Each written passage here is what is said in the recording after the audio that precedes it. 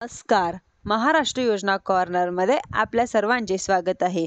आजच्या व्हिडिओच्या माध्यमातून आपण बघणार आहोत की खरीप हंगाम 2025 पासून राज्य शासनाच्या माध्यमातून राज्यात सुधारित पीक विमा योजना राबवण्यासाठी मंजुरी दिलेली आहे. राज्यांमध्ये सुरू असलेल्या 1 रुपयात पीक विमा योजना बंद करण्यात आली.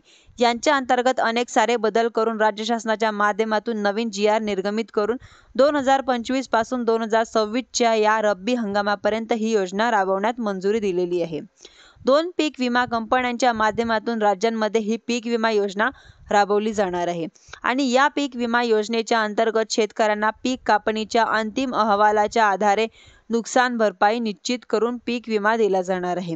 एकंदरीत आपण जर पाहिलं तर केंद्र शासनाच्या माध्यमातून राबवली जाणारी प्रधानमंत्री फसल विमा योजना, राज्य शासनाच्या माध्यमातून राबवली जाणारी सुधारित पीक विमा योजना यांच्यामध्ये अनेक सारे बदल आहेत. म्हणजेच की राज्य शासनाच्या माध्यमातून राबवली जाणारी योजनेच्या अंतर्गत शेतकऱ्यांना पीक विमा तर अशा प्रकारची कुठलीही शक्यता नाही.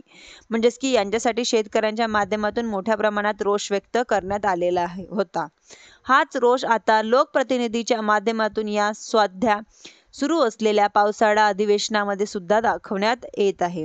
यांच्यासाठी वरिष्ठ सभागृहामध्ये आज कृषी मंत्र्यांच्या प्रश्नोत्तराच्या दरम्यान काही प्रश्न विचारण्यात सुद्धा आलेले होते. ही पीक विमा योजना राबवली जात असताना पिकोमा योजनेच्या घालण्यात आलेली आहे. काही नवीन नियम आहेत. यांच्या अंतर्गत बंद करण्यात आलेले ट्रिगर आहे हे शेतकऱ्यांसाठी किती धोकादायक आहे. यांच्या माध्यमातून आता शेतकऱ्यांना पिकोमा मिळेल अशा प्रकारचे काही प्रश्न उपस्थित करण्यात आलेले आहे. एकंदरीत आपण जर पाहिलं तर पीक विमा योजना राबवली जात असताना शेतकऱ्यांची पेरणी न होणं, पेरणी झाल्यानंतर यांच्यामध्ये उगवण न होणं, म्हणजेच की पीक पेरल्यानंतर सुद्धा ते उगवत नाही व अशा झाल्यानंतर एखाद्या नैसर्गिक आपत्तीमुळे त्या पिकाचे नुकसान होणं, त्यांच्यानंतर पीक वाढीच्या अवस्थेत असताना नैसर्गिक आपत्तीमुळे पिकाचं नुकसान होणं, ज्याला आपण नॅचरल कॅलॅमिटीमुळे मिड सीझनमध्ये जे होणारं नुकसान आहे ते आपण म्हणू शकतो. म्हणजेच की वैयक्तिक एखाद्या शेतकऱ्याचं काही नुकसान होणं. आता आपण जर पाहिलं तर एखाद्या भागांमध्ये अतिवृष्टी होत नाही, परंतु दुसऱ्या भागांमध्ये झालेल्या अतिवृष्टीमुळे आलेल्या पुरामुळे नदीलगतच्या भागातील शेतकऱ्यांना शेती पिकाचे नुकसान होतं, पिकं वाहून जातात, शेतामध्ये पाणी साचत, अशा प्रकारच्या अनेक साऱ्या परिस्थिती त्या ठिकाणी निर्माण होतात व ट्रिगर हे बंद करण्यात आलेले येत असल्यामुळे मिड सीझनचा असेल, वाईड स्प्रेड असेल किंवा हे सर्व काही मधले मध्यमवर्तीचे ट्रिगर असेल हे बंद करण्यात आले असल्यामुळे आता सहजिकच शेतकऱ्यांना नुकसानग्रस्त व्हावं लागणार आहे.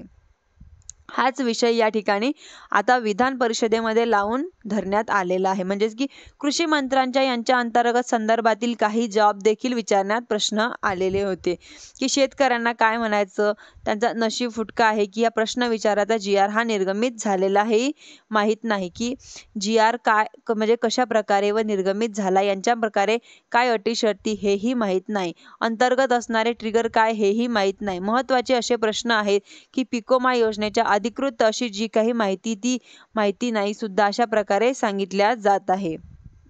म्हणजेच की आता योजना आणि अधिकाऱ्यांच्या निकषानुसार सांगण्यानुसार राबवली जाणारी जी योजना आहे ती या योजनेवरती आक्षेप घेत असताना सदाभाऊ खोत यांच्या माध्यमातून देखील हा उद्गार या ठिकाणी काढलेला होता. सुट्याबुटातील लोकांच्या माध्यमातून सुचवलेली पीक विमा योजना न राबवता शेतकऱ्यांना आवश्यक असलेली पीक विमा योजना राबवावी. त्या अनुषंगाने सर्व लोकप्रतिनिधी मदत घेऊन त्यांच्यामध्ये बदल करावेत. हे बदल करण्यासाठी समिती गठीत केली जाईल व यांची बैठक लावली जाईल अशा प्रकारची माहिती प्रश्नोत्तराच्या दरम्यान कृषी मंत्र्यांनी दिली आहे. धन्यवाद.